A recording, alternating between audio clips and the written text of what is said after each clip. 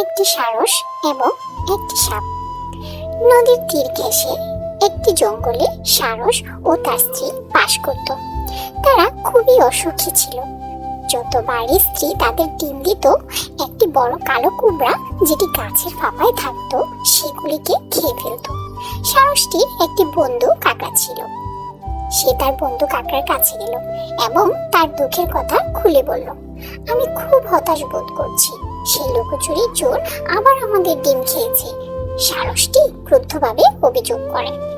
চিন্তা করবেন না, কাকা সান্ত্বনা দিয়ে বলল, আমার মতো বন্ধু থাকতে আপনার হতাশ হওয়ার দরকার নেই, আমরা একটি সমাধান নিয়ে আসব। কাকা একটি বুদ্ধি ভাবতে বসলো। হঠাৎ সে লাফিয়ে উঠে সারসের কাছে ছুটে গেল। বন্ধু, আমার একটা চমৎকার পরিকল্পনা আছে, কাকড়া বলল এবং সারসের কানে কানে কিছু একটা ফিসফিস করে বলল। সারসটি তার নিরে গিয়ে তার স্ত্রীকে কাকড়ার পরিকল্পনার সমস্ত কথা বলল। সে খুব উত্তেজিত ছিল। আপনি কি নিশ্চিত যে এটি কাজ করবে? স্ত্রী জিজ্ঞাসা করল। আমি আশা করি আমরা ভুল করছি না। পরিকল্পনা নিয়ে এগিয়ে যাওয়ার আগে দুবার ভাবুন, তার স্ত্রী বলল। তবে সারসটি পরিকল্পনাটি চেষ্টা করার জন্য আগ্রহী ছিল।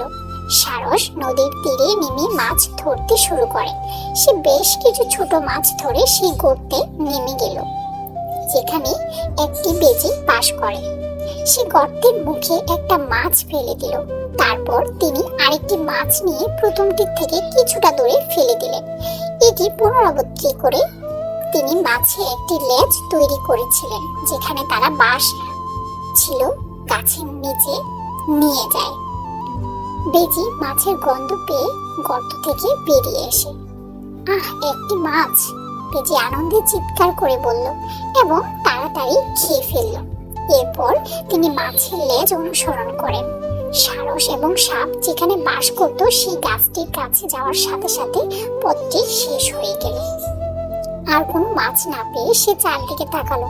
হঠাৎ সে গাছের পাদদেশে কালো কুবরা দেখতে পেল। বেজিটি দেখে কুবরা প্রাণপণে যুদ্ধ করে। দুজনেই অনেকক্ষণ যুদ্ধ করে শেষ পর্যন্ত বেজি সাপটিকে মেরে ফেলল। সারস তাদের বাসা থেকে লড়াই দেখছিল। তারা স্বস্তির নিঃশ্বাস ফেলল। পরের দিন বেজি আরো খাবারের আশায় একই পথ অনুসরণ করতে লাগলো। সাপটি যেখানে শেষ হয়েছিল সেই গাছে এসে তিনি খাবারের সন্ধানে গাছে ওঠার সিদ্ধান্ত নিল। নদীর তীরে দূরে থাকা সারসগুলি ফিরে এসে দেখতে পেল বেজি গাছে উঠেছে। তাদের নিয়ে খুঁজতে গিয়ে তারা আবিষ্কার করলো যে এবার বেজিটি তাদের সব ডিম খেয়ে ফেলেছে।